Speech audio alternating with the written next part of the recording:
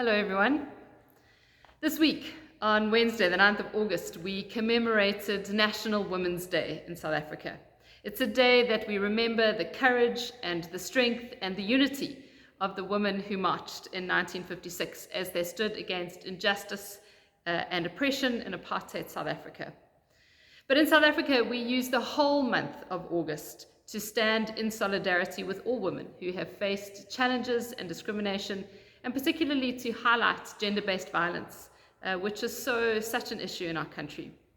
This month gives us an opportunity to have conversations about gender and equality, and it gives us an opportunity in the way of Jesus, whose example was always to recognize and affirm all women, to let our words and our actions reflect the heart of Christ. So our devotion this morning comes from the story of Ruth in the Old Testament, sandwiched between the books of Judges and Samuel. It's such a remarkable story.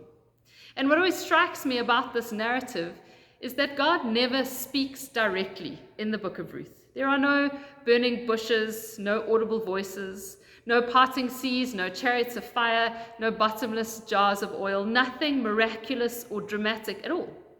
In fact, it's very much an everyday tale about an ordinary woman who just keeps trying. And scholars tell us that the story doesn't need great drama or miracles to show us God. For God is revealed in Ruth's faithful, compassionate love. And it is in Ruth and in her loving kindness that we can encounter the kind of faithful love that God has for each one of us. But one of my favorite features of this story is the use of names. Now, if you don't know the story, do yourself a favor and go and read it. It's not very long, it's 4 chapters. But it starts with Naomi, whose name means delight. But when life doesn't go according to plan, she changes her name to Mara, which means bitter. She has been broken and left bitter by how life has worked out. She says in the book, I left full, but I am returning empty. And I wonder, in what ways have our lives not worked out as we had hoped or planned? I wonder if there are areas where we were once Naomi, once delight, but have become Mara, have become broken by dreams and plans that didn't go as we had hoped. And I wonder where God's invitation might be in that difficult season. For if we believe that God is always active and at work in any situation, then we must ask, what might God be doing in this one? For Naomi, the invitation was to return home. Where is God leading you to rediscover your joy? Naomi had 2 daughters-in-law, Ruth and Orpah. And the name Orpah means the promise of rain. Now, in a land that had been decimated by drought and famine, to name your child the promise of rain is a profoundly hopeful thing to do. It talks of hope and renewal and of life. And in Orpah, in her returning to her family, she was a promise of hope to the family to whom she returned, the promise of rain that brings new life. In our lives, there are people who are like Orpah to us. They are encouragers, people who renew us, people who are life-giving, people who, when our lives feel broken by droughts and famine, are the promise of rain. Who are the Orpahs in your life?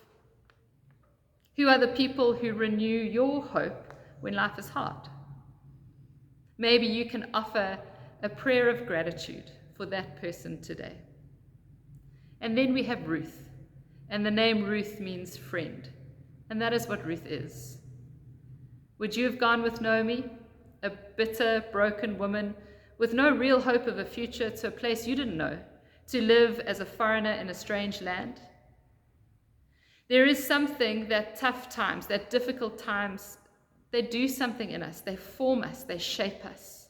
And that's not to say that we should seek out difficult times, but our modern day quest for the good and the easy life is not always the most helpful for us.